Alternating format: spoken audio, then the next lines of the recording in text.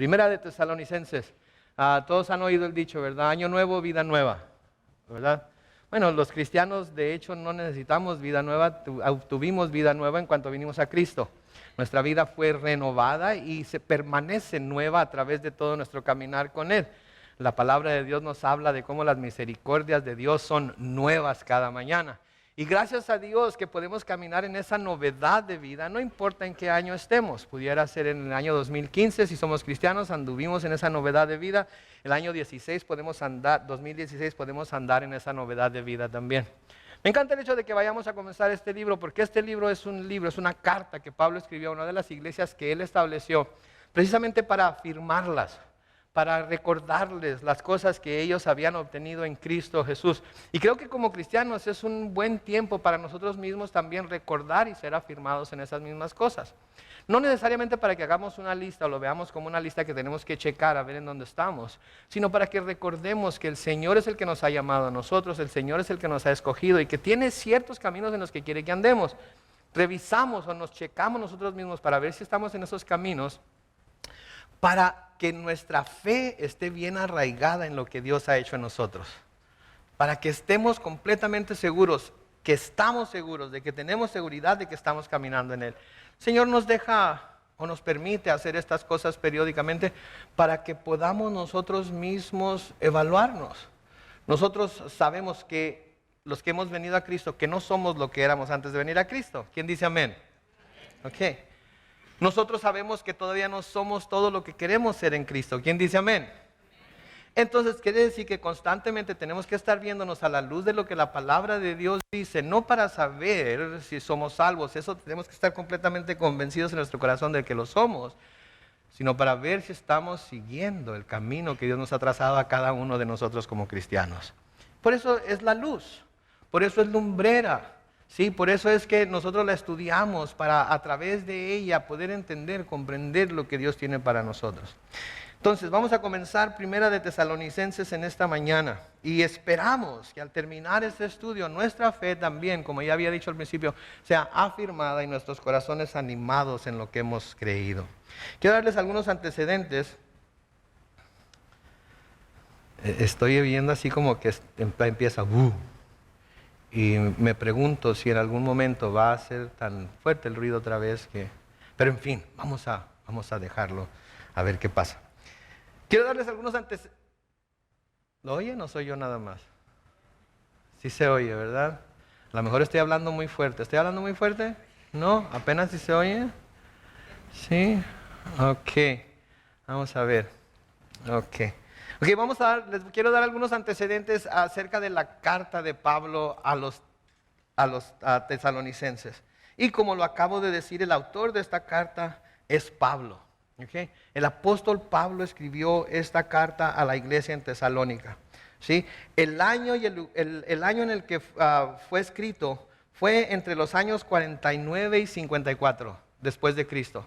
Lo que quiere decir que habían pasado unos 20 años a 24 años después de que Cristo había resucitado y ascendido al cielo, cuando esta carta fue escrita. Entonces era relativamente cerca de cuando el Señor todavía había caminado por esta tierra. Fue escrita desde Corinto. Pablo estaba en Corinto cuando Timoteo y Silvano o Silas llegaron de regreso después de que él los había enviado a ver cómo estaba la iglesia en Tesalónica. Y cuando le dieron el informe de lo que estaba sucediendo, decidió que iba a escribir esta carta a los tesalonicenses para, de nuevo, afirmarlos, darles ánimo, recordarles lo que Dios había hecho en ellos. De hecho, ahí en Primera de Tesalonicenses, en el capítulo 3 y el versículo 6, pueden leerlo. Pero ahora Timoteo ha vuelto a nosotros, Pablo escribiendo, luego de haber estado con ustedes. Y nos ha dado las buenas noticias de la fe y el amor que ustedes tienen. Nos ha contado además que ustedes siempre nos recuerdan con cariño y que desean vernos. También nosotros deseamos verlos a ustedes. Esta es una de las cartas más personales que Pablo escribió. Si esta es una carta que salió del corazón de Pablo, no es necesariamente doctrinal o polémica como pudiéramos catalogar, por ejemplo, primera, segunda de Corintios, en donde le había escrito esas cartas para corregir a la iglesia en ciertos errores doctrinales que habían tenido, ciertas prácticas que habían tenido, aunque sí les va a hablar acerca de las cosas que no deben hacer, pero es más personal. Pablo tiene un anhelo entrañable de ir a Tesalónica y visitarlos de nuevo. Sí, porque como vamos a ver, Pablo llegó a Tesalónica y estuvo ahí por muy corto tiempo y tuvo que salir, como en muchas de las ocasiones y en muchas le había sucedido a Pablo antes, tuvo que salir corriendo de ahí. De hecho, fue echado de la ciudad de Tesalónica. Entonces, Pablo estaba preocupado por los tesalonicenses. Y cuando Timoteo y Silvano volvieron a encontrarse con Pablo en Corinto y le contaron a Pablo todo lo que estaba pasando en Tesalónica, decidió escribir esta carta. Como les había dicho antes, esta es una de las cartas más personales de todas las que Pablo escribió. ¿Sí? El cuerpo de la carta en sí consiste principalmente de ciertas recomendaciones, de ciertos recuerdos personales que Pablo tenía de ellos, de consejos y exhortaciones. Y es grandioso cuando Dios, por el poder del Espíritu Santo, en este caso inspiró a Pablo para esos mismos recomendaciones, esos mismos consejos y esas mismas exhortaciones sean dadas a la iglesia en nuestros días. Sí, porque la iglesia siempre necesita ser recordada y siempre necesita esos consejos, siempre necesita ser exhortada a seguir adelante, especialmente cuando estamos pasando por tiempos difíciles, y creo que aquí en Estados Unidos vamos a empezar a pasar por tiempos difíciles. Leí un artículo ayer precisamente acerca de una organización atea que está queriendo quitar una cruz, no me acuerdo ahorita la ciudad, pero está queriendo quitar una cruz gigantesca que es como una memorial, como un monumento a personas caídas en la guerra. Bueno, pues ¿quién creen que se está uniendo a esta organización atea para luchar en contra de los cristianos para que quiten la cruz? Un grupo musulmán. ¿Okay? Entonces, musulmanes y ateos se están uniendo en contra del cristianismo. Y creo que los tornillos, por así decirlo, se van a empezar a apretar aquí en Estados Unidos hacia el cristianismo. Tenemos que estar listos, tenemos que estar preparados, tenemos que estar bien afirmados, tenemos que estar animados a poder seguir adelante a pesar de ello. Porque si no, cuando el tornillo que tenemos nosotros encima empieza a ser apretado, ahí es en donde se va a revelar la verdadera fe de cada quien. Y entonces por eso es bueno que estas recomendaciones, consejos y exhortaciones se nos den. De nuevo, acerca de la epístola a los tesalonicenses, la verdad central de la epístola, ¿sí? Que resalta ampliamente a través de ella, y lo vamos a ver más adelante, es la esperanza futura de la venida de Cristo. Y creo que este estudio es precisamente lo que necesitamos como cristianos en el tiempo en el que vivimos. Tenemos que poner nuestro enfoque en otras cosas aparte de nosotros mismos. Tenemos que poner nuestro enfoque en otras cosas aparte de todas las cosas que este mundo tiene que ofrecernos. Tenemos que poner nuestro enfoque de nuevo en las cosas de arriba, en las cosas del cielo, en donde Cristo está sentado a la diestra del Padre. Hay demasiadas cosas que vienen a luchar por nuestra atención, hay demasiadas cosas que vienen a presentarse delante de nosotros y detrás de las cuales nosotros, dándonos cuenta o no, consciente o inconscientemente, empezamos a perseguir y dejamos la principal persecución que debe haber en nuestra vida, que es la persecución del conocimiento de Dios. Entonces creo que esta carta, el estudio de esta carta no es coincidencia. Creo que también el hecho de que venga inmediatamente después de nuestro estudio en Hechos no es coincidencia, y creo que el hecho de que la tengamos que comenzar al principiar el año no es coincidencia tampoco. Creo que todo esto es algo divino que nos está moviendo a que nos acordemos de quiénes somos en Cristo y de que vivamos afirmado en ello. Muy bien, habiendo dicho todo eso, vamos a entrar de lleno al estudio de la carta. Y lo primero que vemos en la carta y en cualquiera de las cartas de Pablo es que Pablo se dirige con un saludo muy cálido, un saludo de amor, un saludo en el que los que van a leer sus cartas sepan lo que él desea para ellos, ¿sí? Noten ahí en el versículo 1, Pablo, Silvano y Timoteo. Nos dirigimos a la iglesia de los tesalonicenses en Dios el Padre y en el Señor Jesucristo. reciban ustedes gracia y paz. Reciban ustedes gracia y paz. Primero, lo que debemos notar aquí es que el saludo es de parte de Pablo, de Silvano o Silas y de Timoteo, que habían regresado a Pablo y se encontraba en Corinto. Noten, Pablo hubiera podido mencionarse a sí mismo nada más. Pablo hubiera podido tomar el papel de el líder. Pablo hubiera podido tomar el papel de el heraldo de Dios. Pablo hubiera podido tomar el papel de el principal escritor de la carta. Pero noten cómo aquí incluye a Silvano y Timoteo, que eran colaboradores de él.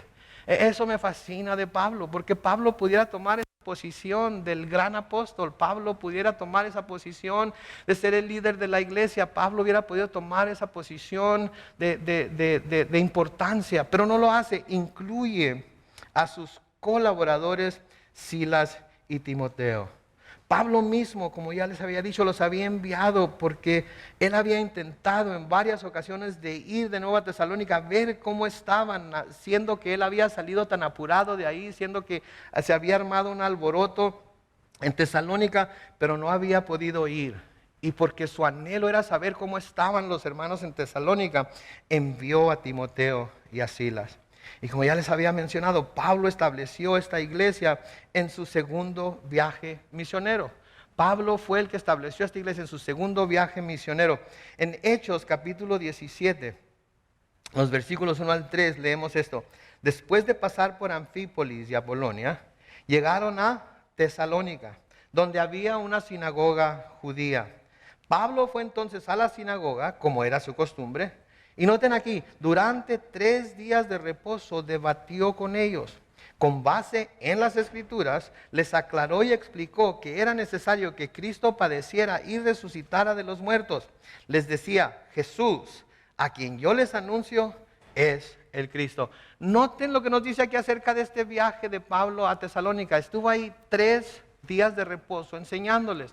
Muchos creen que porque aquí se mencionan los 3 días de reposo, Pablo estuvo ahí no más de 3 semanas. Pero vamos a ver que lo que les enseñó a los tesalonicenses fue algo bastante extenso acerca, no solamente de que Jesús era el Cristo, sino acerca de su segunda venida a la tierra. Después de solo 3 semanas, que en donde tuvo un ministerio muy próspero, tuvo que huir de una multitud que estaba enfurecida. De nuevo, en Hechos 17, pero ahora los versículos 4 y 5, leemos, algunos de ellos creyeron y se unieron a Pablo y Silas. Lo mismo que muchos griegos piadosos y numerosas mujeres nobles. Noten, tuvo éxito entonces su ministerio porque hubo quienes creyeron. Y cuando hay gente que cree por medio de la predicación, ese ministerio tiene éxito. No importa que sea uno, no importa que sean miles. Ese ministerio tuvo éxito porque el evangelio de Jesucristo llegó al corazón de alguien y transformó ese corazón. En el versículo 5 sigue diciendo, pero los judíos que no creyeron se llenaron de envidia, así que lograron reunir a una turba de vagos y maleantes y comenzaron a alborotar la ciudad. Y en su búsqueda de Pablo y Silas, irrumpieron en la casa de Jasón, pues querían expulsarlos del pueblo. Jasón, si ustedes se acuerdan, era el principal de la sinagoga, era el que había abierto su casa para que Pablo pudiera ahí establecer su ministerio durante el tiempo que estuvo en Tesalónica. Y entonces cuando los judíos que no creyeron se sintieron ofendidos por lo que Pablo estaba diciendo, especialmente acerca del Cristo, decidieron que iban a tomarlo, que lo iban a expulsar a él y a Silas, y irrumpieron en la casa de Jasón para tomarlos por la fuerza. Entonces, lo que Pablo pasó en Tesalónica le está moviendo su corazón para preocuparse por sus hermanos en Cristo. Le está moviendo el corazón para preocuparse por sus hermanos en Cristo. Y ¿saben qué? Creo que, de nuevo, este es un recordatorio para nuestra iglesia, que debemos acordarnos del sufrimiento de nuestros hermanos en Cristo. Debemos acordarnos de todos los cristianos que están sufriendo persecución por causa de su fe en el Señor Jesucristo. Y tenemos a veces la tendencia a pensar en que esos hermanos que están sufriendo por la fe en Jesucristo están en el Medio Oriente, están en África, están en lugares muy lejanos. Pero ¿saben qué? Hay hermanos en Cristo en México mismo que están sufriendo por su fe en Cristo. Sus tierras les están siendo quitadas, sus casas están siendo quemadas, están siendo golpeados, están siendo perseguidos, están siendo puestos en la cárcel por su fe en Cristo. Y una de las cosas que nosotros debemos hacer como cristianos, una de las cosas que nosotros debemos hacer como parte del cuerpo de Cristo, es llorar con los que lloran, dolernos con los que se están doliendo, sentir la persecución de nuestros hermanos y preocuparnos por ellos. Sí, tenemos que orar por ellos.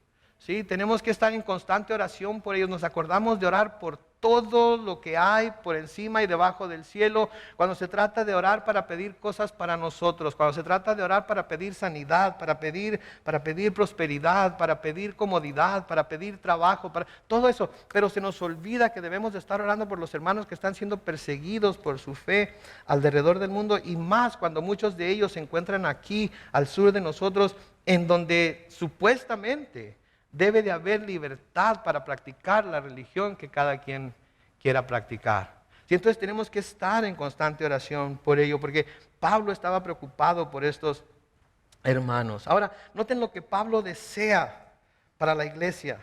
Y creo que como iglesia y como cristianos individualmente es lo que más necesitamos y lo que debemos buscar de parte de Dios. ¿Qué es lo que Pablo desea para la iglesia?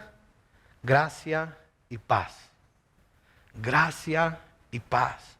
De nuevo, sin duda Pablo quería que prosperaran, sin duda Pablo quería que alcanzaran muchos más corazones, sin duda Pablo quería que fueran una iglesia exitosa, pero lo que más deseaba para la iglesia era que tuvieran gracia y paz. Y saben que en todas las cartas que Pablo escribe a las diferentes iglesias, eso es básicamente lo que pide para ellos al principio de sus cartas.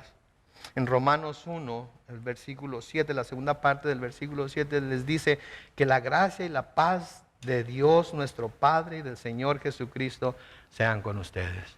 En 1 de Corintios 1:3, en 2 de Corintios 1:2, en Gálatas 1:3, Efesios 1:2, Filipenses 1:2, Colosenses 1:2, 2 de Tesalonicenses 1:2. Lo que pide es que ellos puedan ser llenos y puedan experimentar y disfrutar de la gracia y la paz que se puede encontrar de parte del Padre en el Señor Jesucristo. Y saben que eso es lo más importante que nosotros debemos buscar diariamente. Eso es lo más importante que nosotros, por lo que nosotros debemos caer de rodillas diariamente y clamar al Señor por su gracia y su paz. Y noten que lo menciona siempre en el mismo orden, gracia y paz. ¿Saben por qué? Porque no se puede tener paz con Dios, ni se puede tener la paz de Dios si no se ha aceptado la gracia de Dios. Tenemos que aceptar la gracia de Dios. Tenemos que aceptar ese don inmerecido de parte de Dios que Dios nos da a través de su Hijo Jesucristo. Y mientras no aceptamos esa gracia, no tenemos paz. La gente que no tiene paz es porque no ha llegado a conocer la plenitud de la gracia de Dios. Cuando llegamos a conocer la plenitud de la gracia de Dios es cuando sabemos que estamos bien con Dios y que no hay nada ni nadie que nos vaya a separar del amor de Dios que es en Cristo Jesús. Pero tenemos que haber experimentado esa gracia, saber que no nos la estamos ganando, saber que no es por lo que nosotros hacemos o hicimos o vayamos a hacer o estamos planeando hacer, es porque Dios decidió darnos esa gracia, nosotros la hemos recibido y entonces tenemos esa paz. Amén. Pablo les escribe a los romanos en Romanos capítulo 5, los versículos 1 y 2. Así pues, les dice, justificados por la fe, tenemos paz con Dios por medio de nuestro Señor Jesucristo, por quien tenemos también, por la fe, escuchen esto, acceso a esta gracia en la cual estamos firmes. Y nos regocijamos en la esperanza de la gloria de Dios. Noten, la gracia de Dios, el conocer la gracia de Dios, El saber que Dios me ha aceptado incondicionalmente. El saber que Dios me ama incondicionalmente. El saber que Dios lo hizo no por algo que yo le pudiera ofrecer a Él, sino porque Él sabía que yo lo necesitaba. Y yo reconocí esa necesidad y recibí su gracia. Esa gracia es en la cual estamos firmes. ¿Saben cuándo es cuando titubeamos? Cuando dejamos de confiar en la gracia de Dios. Cuando empezamos a preguntarnos, ¿seré salvo o no seré salvo? Y volví a decir otra mentira, ¿me iré al cielo o no me iré al cielo? Y anoche me enojé con mi esposa, si se cae este techo sobre nosotros ahorita y me parte la cabeza en dos, ¿me iré a ir al cielo o no me iré al cielo? Si tengo un accidente en el freeway, si llegan terroristas a Plaza Bonita al rato que vaya de compras, si pasa y me muero, ¿me iré al cielo o no me iré a ir al cielo? ¿Saben que la gracia de Dios trae tal paz a nuestro corazón acerca de esas cosas que no nos preocupamos? Sí nos entristecemos cuando pecamos, sí nos sentimos mal cuando pecamos. Esa es la convicción del Espíritu Santo. Pero la gracia de Dios nos recuerda que es esa gracia la que nos va a mantener siempre firmes en su amor. Y porque esa gracia está en nuestro corazón y nos mantiene firmes en su amor, entonces nos regocijamos en la esperanza de la gloria de Dios. ¿Sí? Pero tiene que haber esa gracia y tiene que haber esa paz que esa gracia produce para poder mantenernos firmes. La persona que no experimenta la gracia de Dios, la persona que no ha recibido y ha disfrutado de la gracia de Dios en toda su plenitud, siempre anda de aquí para allá, para el otro lado, siempre anda buscando en algún otro lugar, siempre anda buscando en alguna otra persona, siempre anda buscando en algún otro evento en su vida, en algún otro triunfo para encontrar esa paz. Mis hermanos, hermanas, amigos y amigas que están aquí con nosotros hoy, esa paz no se puede encontrar excepto después de recibir la gracia de Dios en toda su plenitud. Porque cuando nos conocemos esa gracia, entonces tenemos paz con Él, estamos firmes en ella y nos regocijamos de la esperanza de la gloria de Dios. ¿Cuántos tienen temor de que Jesucristo vuelva ahorita mismo? ¿Nadie? Gloria a Dios. Gloria a Dios, porque eso significa entonces que todos los que estamos aquí hemos experimentado la gracia de Dios. Si alguien mintió ahorita en su corazón y no quiso decir yo para no ser avergonzado, no se preocupen. La palabra de Dios nos dice que si confesamos nuestros pecados, Él es fiel y justo para perdonarnos nuestros pecados y limpiarnos de toda maldad. Así es que si ahorita sintió esa duda, pero dijo, me van a ver, no tenga temor. Ahorita simplemente diga, Señor, perdóname, perdóname. Y Él le da su perdón y entonces, si le digo otra vez, el Señor va a venir ahorita, usted va a poder decir con todos nosotros, amén. Sí, Señor Jesús, ven. Amén. Entonces, eso es lo que estamos viendo aquí. Ahora, enseguida lo que vamos a ver aquí es cómo Pablo elogia a esta iglesia por ser un ejemplo de fe y de servicio. Escuchen eso por favor, porque las dos van de la mano también. Así como la gracia y la paz van de la mano y no se puede tener la paz sin tener la gracia, así también la fe y el servicio van de la mano. Y se puede decir que se tiene fe, pero si no hay servicio, no hay nada que manifieste esa fe. ¿Sí? Ahora, no me vayan a malentender, por favor. No estoy diciendo que debe haber servicio para poder ser salvos. Lo que estoy diciendo es que debe haber servicio para que nuestra fe sea manifestada delante de los demás. Porque cuando no hay servicio, entonces ¿cómo pueden saber los demás que nuestra fe es verdadera? ¿Cómo pueden saber los demás que nuestra fe es esa fe salvadora que solamente puede ponerse en Cristo Jesús? Noten lo que les dice en el versículo 2. Siempre damos gracias a Dios por todos ustedes y los tenemos presentes en nuestras oraciones. Noten lo que dice aquí Pablo, damos gracias a Dios por todos ustedes. Nos acordamos de todos ustedes. Yo no sé cuánta gente Pablo hubiera podido conocer en las 3 semanas que estuvo ahí, pero toda la gente que conoció durante ese tiempo, él daba gracias por ellos. Y todos aquellos acerca de quienes Timoteo y Silas le habían traído reportes, ellos siempre daban gracias por ellos y los tenían presentes en sus oraciones. ¿Saben qué? A veces nosotros siempre andamos buscando ministerios en los cuales podamos servir, ¿verdad? Queremos encontrar un ministerio en el cual podamos servir. Todos queremos encontrar un ministerio en el cual podamos ser útiles para Dios, en el cual podamos darle gloria a Dios y a través del cual podamos nosotros manifestar nuestra fe en Él. ¿Qué es ese ruido que está ahí? Algo está, anda un grillo por ahí. Ok. Uno de los ministerios en los que todos podemos servir todo el tiempo. Uno de los ministerios en los que todos podemos servir todo el tiempo es en el orar los unos por los otros y en orar por nuestra iglesia. Es un ministerio en el cual todos podemos servir todo el tiempo, ¿sí? Es un ministerio en el que todos podemos estar involucrados todo el tiempo. Pablo les va a decir a los tesalonicenses más adelante, orad ¿cómo? Sin cesar. Si quieren servir en algún ministerio, el primer ministerio en el que pueden servir y en el que todos debemos estar sirviendo siempre es en el ministerio de la oración los unos por los otros. Y una de las cosas por las que todos debemos orar continuamente es por la iglesia. Es por nuestra iglesia. Cuando oramos por nuestra iglesia, estamos orando por nosotros mismos, porque nosotros somos la iglesia. Cuando oramos por nuestra iglesia, estamos pidiendo que Dios la bendiga, porque al bendecir a nuestra iglesia nos va a bendecir a nosotros. Cuando oramos por nuestra iglesia, pedimos que Dios transforme y convierta a nuestra iglesia en lo que Dios quiere que sea, y al transformar Dios a la iglesia en lo que Él quiere que sea, nos está transformando también a nosotros en lo que Él desea que seamos dentro de su iglesia. ¿Sí? Entonces tenemos ese ministerio en el cual debemos de participar siempre. De nuevo, Pablo en Romanos 1:9 les escribe a los romanos y les dice, Dios, a quien sirvo con todo mi corazón predicando el evangelio de su Hijo, es testigo de que los recuerdo siempre en mis oraciones. Hablando a la iglesia de los romanos. Nosotros también, cuando nos levantamos en la mañana y nos postramos delante de Dios a orar, sí, hay que orar por todo lo que nosotros tenemos que orar, pero luego también tenemos que pedir por nuestra iglesia. En Efesios capítulo 1, versículos 16 y 17, Pablo escribe a los Efesios, no ceso de dar gracias por ustedes al recordarlos en mis oraciones. Y noten lo que pide Pablo para los Efesios. Para que el Dios de nuestro Señor Jesucristo, el Padre de gloria, les dé espíritu de sabiduría y de revelación en el conocimiento de Él. ¿Cuántos de nosotros necesitamos espíritu de sabiduría y de revelación en el conocimiento de Dios?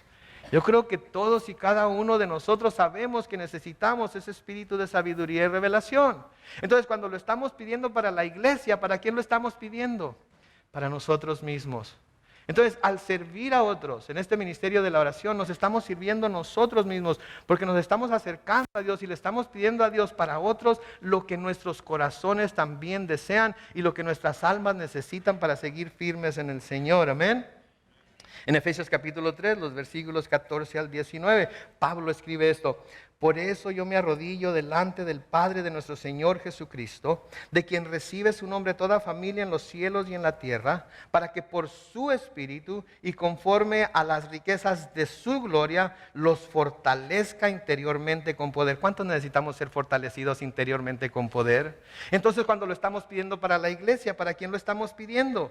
Para nosotros mismos. Versículo 17, para que por la fe Cristo habite en sus corazones y para que arraigados y cimentados en amor, sean ustedes plenamente capaces de comprender con todos los santos cuál es la anchura, la longitud, la profundidad y la altura del amor de Dios. ¿Cuántos queremos conocer el amor de Dios de esa manera? En toda su anchura, en toda su longitud, en toda su profundidad. Todos queremos experimentarlo diariamente. Entonces, cuando pedimos esto para la iglesia, ¿para quién lo estamos pidiendo?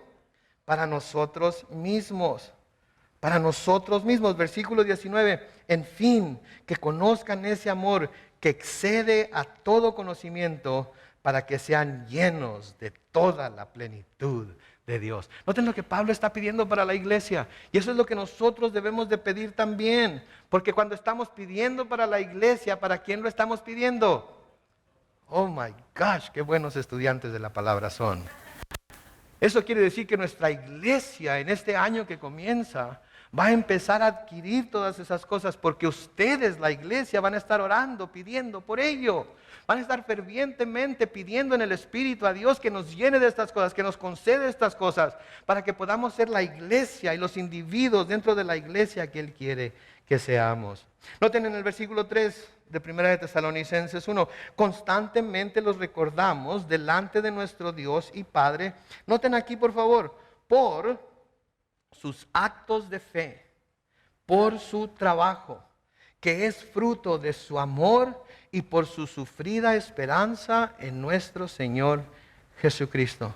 Noten, por su fe, sus actos de fe, por su trabajo, que es el fruto de su amor y por su sufrida esperanza en nuestro Señor Jesucristo. Noten las tres cosas que menciona aquí Pablo: fe, amor, esperanza. ¿Les recuerda algo esto? Primera de Corintios 13. Primera de Corintios 13, fe, amor y esperanza. Las características del cristiano, las características de aquellos que dicen ser seguidores de Cristo, las características de aquellos que dicen haber entregado su vida a Cristo y a quienes Jesucristo está constantemente transformando. ¿Sí? Noten por favor entonces cómo identifica Pablo el fruto del amor en las vidas de los creyentes. Actos de fe y de trabajo, que puede traducirse servicio o de obras que ellos hacen. Sí, eso es lo que caracteriza a los cristianos. Eso es lo que manifiesta el fruto del amor de los cristianos los unos por los otros. ¿Sí? Y eso es lo que debe nuestra vida también manifestar y reflejar para que el mundo a nuestro alrededor sepa, ¿sí? Sepa que la fe que nosotros hemos puesto en Jesús es una fe verdadera. Sepa que es una fe que ha transformado nuestra manera de pensar, nuestra manera de ser. Sepa que es una fe que ha transformado nuestra manera de pensar en mí mismo, en yo, en lo que yo quiero, en lo que yo deseo, en lo que yo necesito, en lo que necesito que todo el mundo me dé.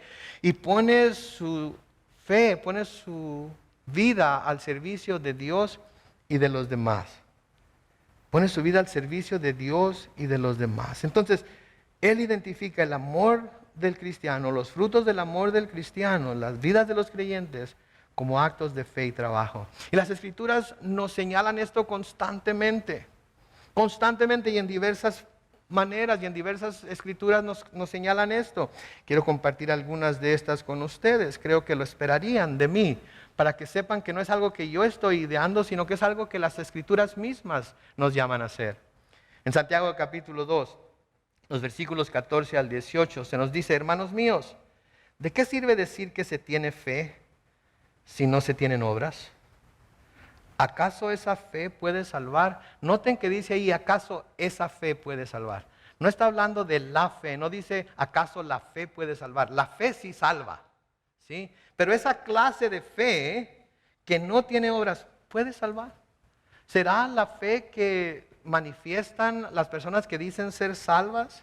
Versículo 15 sigue diciendo: si un hermano o una hermana están desnudos y no tienen el alimento necesario para cada día, y alguno de ustedes les dice, vayan tranquilos, abríguense y coman hasta quedar satisfechos, pero no les da lo necesario para el cuerpo, ¿de qué sirve eso? Piensen un poco en ello. Un hermano entre nosotros tiene necesidad de abrigo, un hermano de nosotros tiene necesidad de alimento, y todos nosotros le decimos, hermanos, vayan y abríguense y coman hasta que no puedan más, hasta que estén satisfechos, pero no les damos nada. ¿De qué les sirve? ¿Le sirvió de algo al hermano que le dijéramos, vete tranquilo, vete en paz? Para nada, ¿sí? Para nada, ¿sí? Noten lo que dice en el versículo 17. Lo mismo sucede con la fe si no tiene obras. Está muerta. ¿Escucharon eso? Lo mismo sucede con la fe si no tiene obras. Está muerta. Si nuestra fe, la fe que decimos tener, ¿sí?, no se manifiesta a través de las obras, quiere decir que nuestra fe está muerta. Por favor, piensen en esto. Reflexionen sobre esto. Y no reflexionen sobre ello aquí nada más. Llévenselo a casa con ustedes. Y piensen en ello. En el versículo 18, Santiago dice, pero alguien podría decir, tú tienes fe y yo tengo obras. Muéstrame tu fe sin obras y yo te mostraré mi fe por mis obras. Yo digo que tengo fe. ¿Cómo van a saber ustedes que en realidad tengo fe? Si nunca hago ninguna obra, si no sirvo al Señor, si no sirvo a su pueblo, si todo se trata de mí, de quién soy yo. Porque yo soy el reverendo Carlos Manuel Alvarado Armendáriz. ¿Sí? Y cuando se dirijan a mí, diríjanse por favor como el Señor Pastor. ¿Sí? Eso es lo que se está diciendo aquí. Mi fe se manifiesta a través de mis obras. Mi fe es vista por todos ustedes por mis obras. La fe de todos ustedes es vista y confirmada por los hermanos por lo que ustedes están haciendo para el Señor y para el cuerpo de Cristo. ¿Sí bien? Tenemos que manifestar esa fe entonces, porque eso es para lo que Dios nos ha llamado. ¿Sí? Y nuestra fe se manifiesta a través de esas obras. Escuchen lo que dice en Tito capítulo 2, o lean conmigo lo que dice en capítulo 2, Tito capítulo 2, versículos 11 al 14. Porque la gracia de Dios se ha manifestado para la salvación de todos los hombres. Y nos enseña que debemos renunciar a la impiedad y a los deseos mundanos y vivir en esta época de manera sobria, justa y piadosa. Mientras aguardamos la bendita esperanza y la gloriosa manifestación de nuestro gran Dios y Salvador Jesucristo. Versículo 14. Quien se dio a sí mismo por nosotros para redimirnos de toda iniquidad y purificar para sí un pueblo propio. ¿Qué dicen las últimas 4 palabras ahí? Celoso de buenas obras. Celoso de buenas obras. Cuando alguien es celoso, ¿qué significa eso? Cela a alguien o algo. Lucha por ello, ¿no es cierto? Lucha por ello. Se entrega a sí mismo a mantenerlo consigo mismo. Se da a la tarea de buscarlo constantemente. ¿Verdad? Es un stalker. ¿Verdad? ¿Saben lo que está diciendo la palabra de Dios aquí? Que como cristianos debemos ser stalkers de buenas obras. Debemos estar viendo en dónde me necesitan, qué puedo hacer, en dónde puedo servir, cómo puedo servirle a Dios, cómo puedo servir a su pueblo, qué puedo hacer para poder ayudar a acercar a más personas a los pies de Cristo.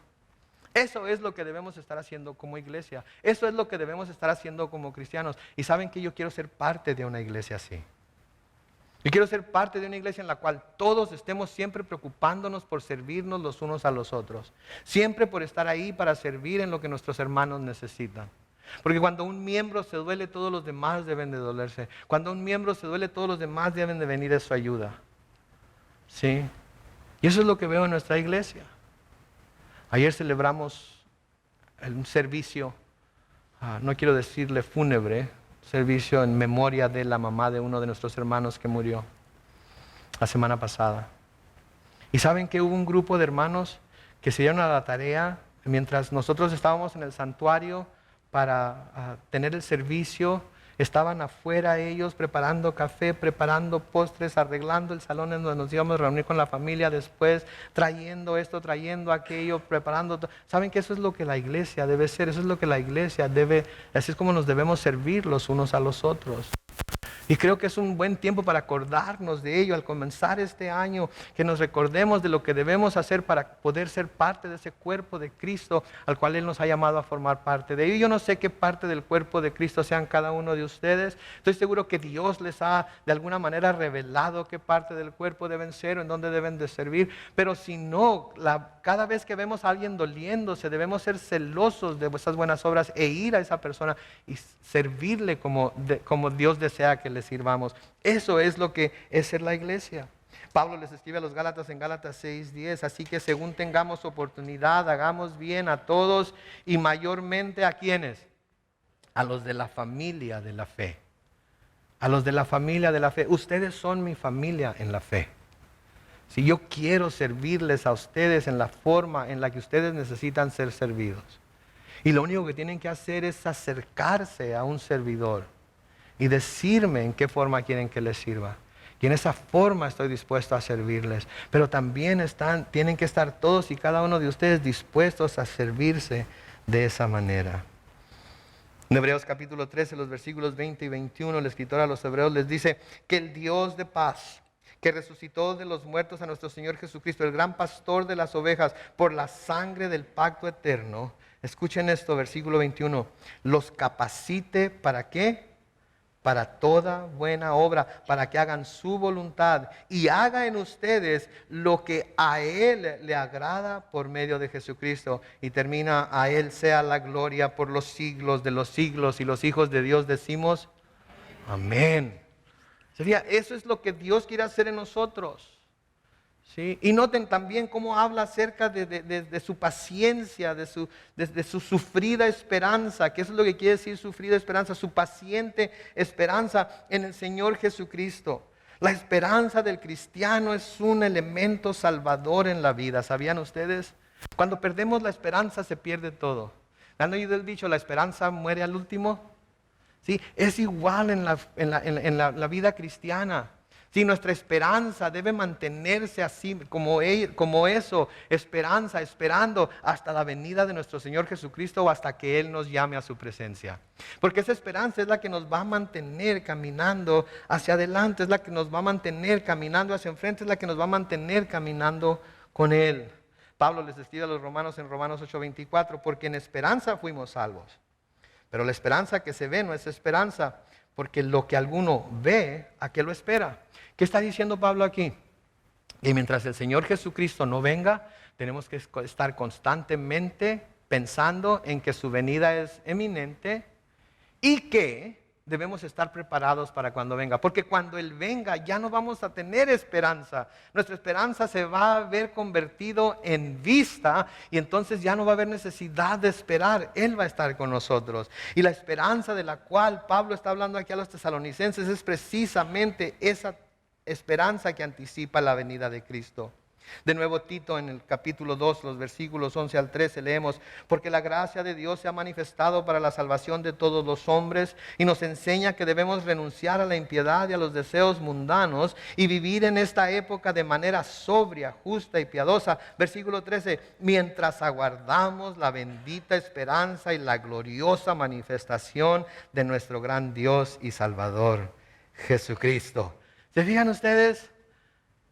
Eso es lo que debemos estar, eso es lo que se debe parecer nuestra vida. Debemos renunciar a la impiedad, debemos renunciar a los deseos mundanos, debemos vivir en esta época en la cual Dios nos ha puesto de manera sobria, justa y piadosa, aguardando siempre la bendita esperanza y la gloriosa manifestación de nuestro gran Dios y Salvador Jesucristo. Y cuando tenemos esa esperanza en nuestros corazones, esa esperanza es el ancla que nos mantiene seguros.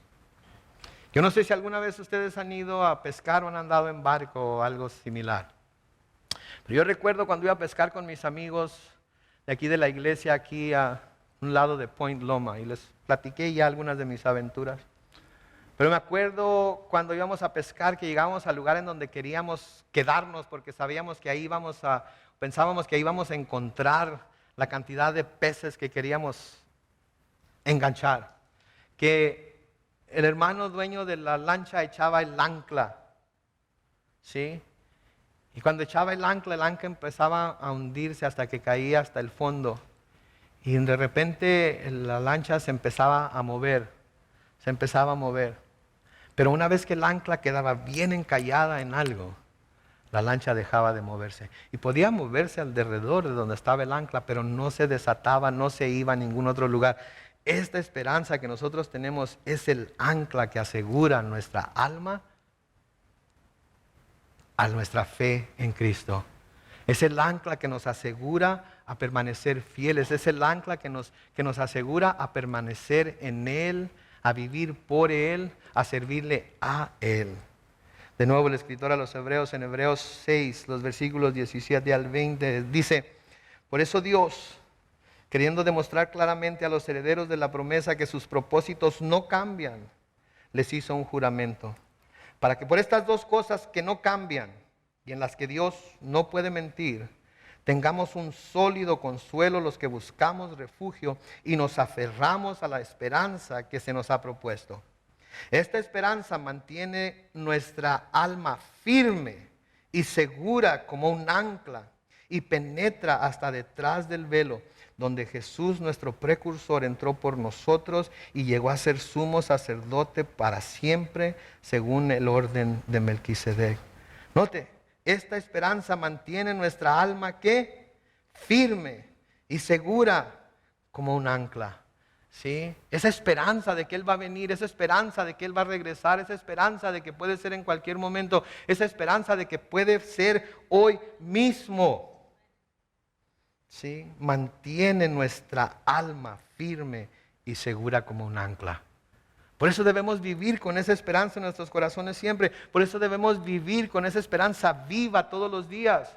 Por eso debemos de cada vez que abrimos los ojos y no los abrimos en el cielo, debemos de decir, ok, no fue anoche, pero a lo mejor es hoy. No fue anoche, pero quizás sea hoy. Por eso cuando vemos una nube en el cielo, debemos de preguntarnos, ¿será sobre esa nube sobre la que viene mi Señor por mí? Por eso cuando sentimos un jalón en el pelo, debemos decir, ¿será el Espíritu que me está arrebatando ahorita para llevarme al cielo?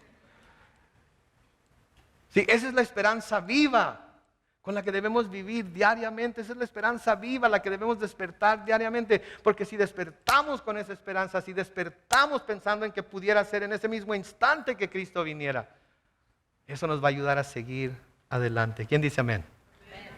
Versículo 4 de Primera de Tesalonicenses 1 dice, hermanos amados de Dios, sabemos que Él los ha escogido. Pues nuestro evangelio no llegó a ustedes solamente en palabras, sino también en poder, en el Espíritu Santo y con plena convicción. Ustedes bien saben que cuando estuvimos entre ustedes siempre buscamos su propio bien. Y ustedes recibieron la palabra con gozo del Espíritu Santo. Noten lo que dice, aún en medio de sufrimientos y llegaron a ser imitadores de nosotros y del Señor. Con lo que llegaron a ser un ejemplo para todos los creyentes de Macedonia y de Acaya. Noten lo que les dice, el evangelio no llegó solamente con palabras. En otras palabras, no fue algo que solamente escucharon y no sucedió nada, sino que fue algo que escucharon y el poder del Espíritu Santo llevó lo que escucharon y lo transportó de su cabeza, de sus oídos a su corazón y los hizo cambiar, los transformó, los hizo personas nuevas. Tan nuevos así los hizo y tan nueva y tan evidente es lo que sucedió en ustedes por el poder del Espíritu Santo, que han llegado a ser ejemplo para todos los creyentes de Macedonia y de Acaya. ¿Cuántos quisiéramos que se dijera eso de cada uno de nosotros como creyentes? Han sido un ejemplo de los creyentes a todos sus vecinos. Han sido un ejemplo de lo que es un creyente a todos sus compañeros de trabajo. Han sido un ejemplo de lo que es ser un creyente a todos los que van a la escuela con ustedes. Han sido un ejemplo de lo que es un creyente a todos los que viven en su casa que todavía no creen. ¿Cuántos quisiéramos que el Señor pudiera decir eso a nosotros? Saben que lo puede hacer porque así como ellos, nosotros hemos sido elegidos y así como ellos, por el poder del Espíritu, nosotros hemos sido transformados y así como ellos, como con el poder del Espíritu y por la esperanza y el amor que tenemos, podemos ser afirmados y animados diariamente a hacerlo. Y noten que recibieron la palabra con gozo, aún en medio de muchos sufrimientos. Como leímos en Hechos 17, Pablo llegó y predicó, pero las 3 semanas empezó a alborotar la gente y los judíos que no creyeron empezaron a alborotar a las multitudes y los hicieron que fueran por Pablo y los echaron de la ciudad. Y lo que está diciendo aquí es que a pesar de los sufrimientos, a pesar de las persecuciones, a pesar de las aflicciones y de toda la oposición que están recibiendo, se convirtieron en imitadores de Pablo y de sus acompañantes y de Cristo. Porque aun cuando fueron perseguidos y atribulados por sus propios compatriotas, como Jesús lo fue, como Pablo lo fue después de él, ellos pudieron dar un buen testimonio de lo que Dios había hecho en ellos. En Primera de Pedro, capítulo 1, capítulo 2, los versículos 19 al 23, dice, el soportar sufrimientos injustos es digno de elogio, es digno de alabarse. Si quien lo soporta lo hace por motivos de conciencia delante de Dios. Porque, ¿qué mérito hay en soportar malos tratos por hacer algo malo? Pero cuando se sufre por hacer el bien y se aguanta el castigo, entonces sí es meritorio ante Dios. Y ustedes, noten el versículo 21, por favor, subrayenlo, háganlo, memorícenselo, pero noten el versículo 21. Y ustedes fueron llamados ¿para qué? Para esto. Porque también Cristo sufrió por nosotros, con lo que nos dio un ejemplo para que sigamos sus pasos. Pastor, espérese.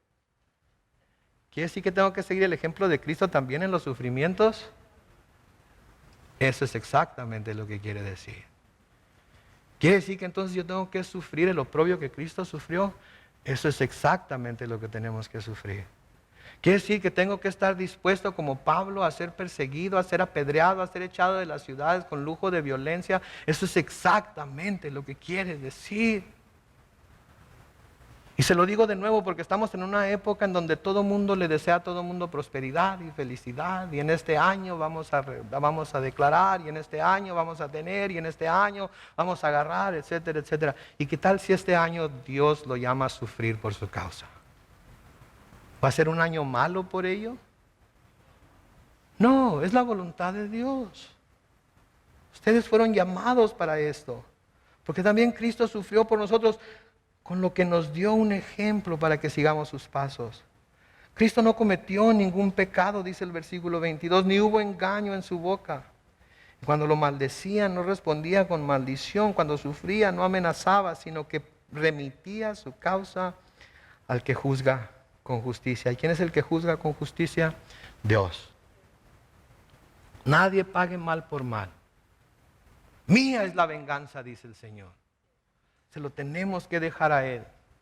Porque ¿saben qué? En su misericordia, esa persona que nos está persiguiendo, afligiendo y atribulándonos, puede que reciba a Cristo y va a estar con nosotros en el cielo toda una eternidad. ¿Quién dice amén? No los escucho muy convencidos, pero puede ser. Si Dios fue misericordioso conmigo, ¿por qué no va a ser misericordioso con ellos también? Sí, entonces tenemos que pensar en eso. De ahí que Pablo les diga en los siguientes versículos, lean conmigo, versículos 8 al 10. Con ustedes como punto de partida, la palabra del Señor ha sido divulgada. Y no solo en Macedonia y Acaya, sino también en muchos otros lugares donde se sabe de la fe que ustedes tienen en Dios. Y ya no es necesario que nosotros digamos nada, porque ellos mismos hablan de lo bien que ustedes nos recibieron y cómo se apartaron de los ídolos y se volvieron al Dios vivo y verdadero para servirlo. Y esperar de los cielos a Jesús, su Hijo, a quien Dios resucitó de los muertos y que es quien nos libra de la ira venidera.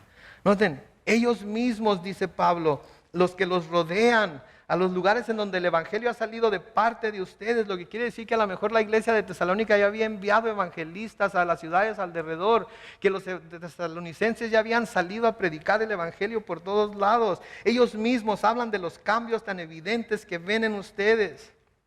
Ya no los ven yendo a adorar a los ídolos como lo hacían antes. Ya no los ven conduciendo sus negocios como lo hacían antes. Ya no los ven haciendo las cosas que hacían antes. Los ven de una manera nueva. Los ven de una manera diferente, porque es evidente la transformación que Dios ha hecho en sus vidas. Mis hermanos y hermanas, al comenzar este año les pido por favor, en el amor de Cristo, que el mundo vea claramente la transformación que Él ha hecho en nosotros por el poder de su Espíritu Santo. Porque saben que cuando eso suceda, así como con los tesalonicenses, la gente que vive a nuestro alrededor, que trabaja con nosotros, que va a la escuela con nosotros, la gente de nuestra misma casa que no cree, va a ser atraída a Cristo. Va a ser atraída a Cristo. Y saben que vamos a necesitar 2 servicios aquí, 3 servicios aquí, 4 servicios aquí.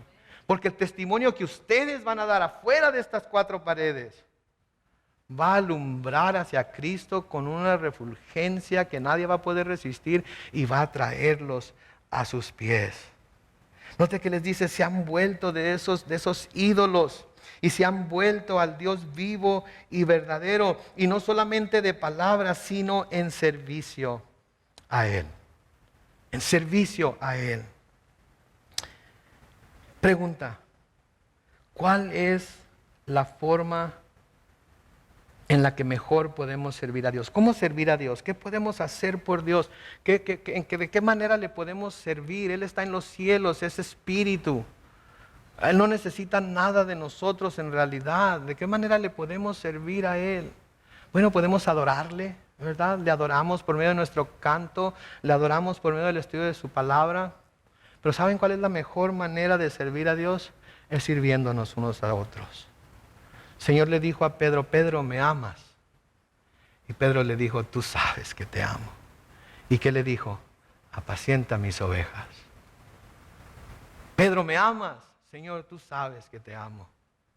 ¿Y qué le dijo? Pastorea mis ovejas. Permítame preguntarle, usted póngale su nombre ahí, fulano de tal, ¿me amas? Y el Señor responde, sirve a mis ovejas. Porque esa es la manera en la que demostramos amor físicamente. Esa manera es la manera en la que demostramos amor prácticamente a Dios. El amor, mis hermanos, no existe en teoría. El amor solamente existe en práctica. Por eso es amor.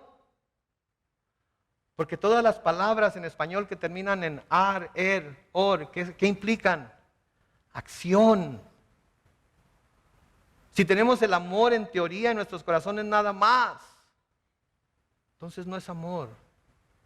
Es un sentimiento. Pero cuando ese amor se convierte en práctica, es como el amor se manifiesta. Señor Jesucristo les dice a sus discípulos en Marcos 10, 42 al 45, como ustedes saben, los gobernantes de las naciones las dominan y los poderosos les imponen su autoridad. Pero entre ustedes no debe ser así. Más bien aquel de ustedes que quiera hacerse grande, ¿será qué? Su servidor. Y aquel de ustedes que quiera ser el primero, ¿será qué? Su esclavo. Porque ni siquiera el Hijo del Hombre vino para ser servido, sino ¿para qué? Para servir y para dar su vida en rescate por muchos. Juan escribe en Juan 13, versículos 12 al 17. Después de lavarles los pies, Jesús tomó su manto, volvió a la mesa y les dijo, ¿saben lo que he hecho con ustedes? Ustedes me llaman maestro y señor y dicen bien porque lo soy. Pues si yo, el Señor y el Maestro, les he lavado los pies, también ustedes deben lavarse los pies unos a otros. Porque les he puesto el ejemplo para que lo mismo que yo he hecho con ustedes, también ustedes lo hagan. De cierto les digo, el siervo no es mayor que su Señor, ni el enviado es mayor que el que lo envió. Si saben estas cosas, por favor noten esas tres palabras, y las hacen. ¿Se fijan eso? Si saben esas cosas y las hacen, serán bienaventurados. Saben que los tesalonicenses vivían esperando a Jesús. Y porque vivían esperando a Jesús, vivían constantemente siguiendo las enseñanzas que Pablo les dejó de parte de Jesús durante esas 3 semanas que estuvo ahí con ellos. Los tesalonicenses vivían con sus ojos puestos en el cielo. Vivían con sus ojos puestos en Jesús, sabiendo que un día iba a venir. Y saben que Juan nos dice claramente que todos aquellos que están esperando que Jesús venga tienen cierto comportamiento. Lean conmigo para terminar aquí. Primera de Juan 3, los versículos 1 al 3. Dice, miren cuánto nos ama el Padre, que nos ha concedido ser llamados, ¿qué? Hijos de Dios. Y lo somos. El mundo no nos conoce porque no lo conoció a Él. Amados, ahora somos hijos de Dios y aún no se ha manifestado lo que hemos de ser, pero sabemos que cuando Él se manifieste, ¿qué sucederá? Seremos semejantes a Él porque lo veremos tal como Él es. Versículo 3, memoríceselo por favor. Y todo aquel que tiene esta esperanza en Él, ¿qué hace? Se purifica a sí mismo, así como Él es puro. Estamos comenzando un nuevo año.